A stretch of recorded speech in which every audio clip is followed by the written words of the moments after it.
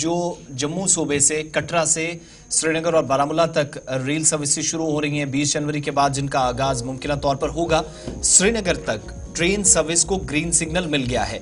ये इसलिए हम बता रहे हैं क्योंकि आखिरी हिस्सा जो था, जो कटरा से बनिहाल के दरमियान रियासी वाला जो सेक्शन था, उसमें एक लंबी सुरंग है 12.77 किलोमीटर ये बनती है, यानी 13 किलोमीटर के आसपास।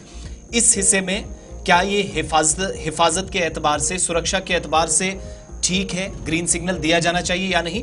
तो आखिरी हिस्से के लिए हिफाजती मंजूरी बाज़ाब्ता तौर पर जो कमिश्नर सेफ्टी रेलवेज हैं उनकी तरफ से दे दी गई।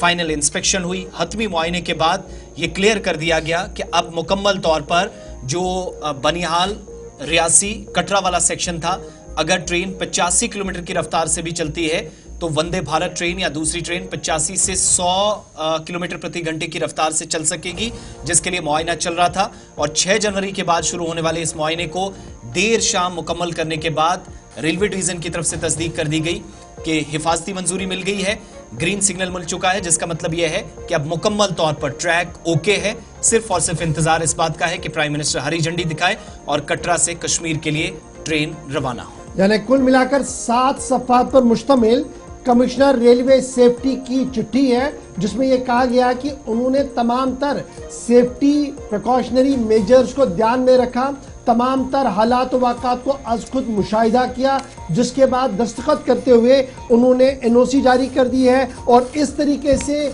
श्रीनगर का रेल मंसूबा मुकम्मल हो गया है और बहुत जल्द यहाँ से रेल सर्विसेज भी बहाल होंगी। याद रखिएगा, उधमपुर श्रीनगर बारामूला रेल प्रोजेक्ट सन 2005-2006 से शुरू किया गया। 118 किलोमीटर जो बड़ी काजीगुंड बारामूला रेल सर्विस जो वादिया कश्मीर थी, ये इनाग्रेट की गई थी सन 2009 में, अक्टूबर का महीना था।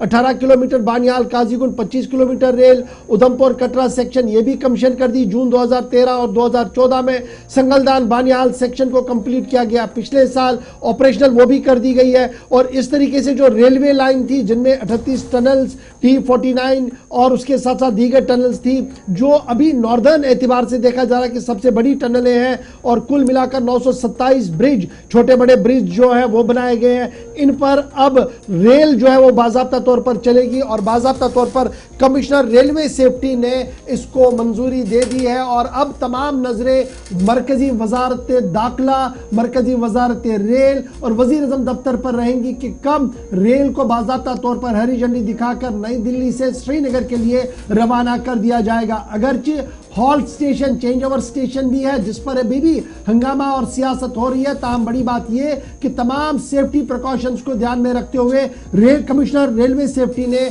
अपनी मंजूरी दे दी है, जिसके बाद अब ये रेलवे प्रोजेक्ट मुकम्मल तौर हो गया है, ऑपरेशनल। किसी भी वक्त इस पर रेल चलने की इजाजत मिल सकती है। आरिफ वहीद हमारे साथ है।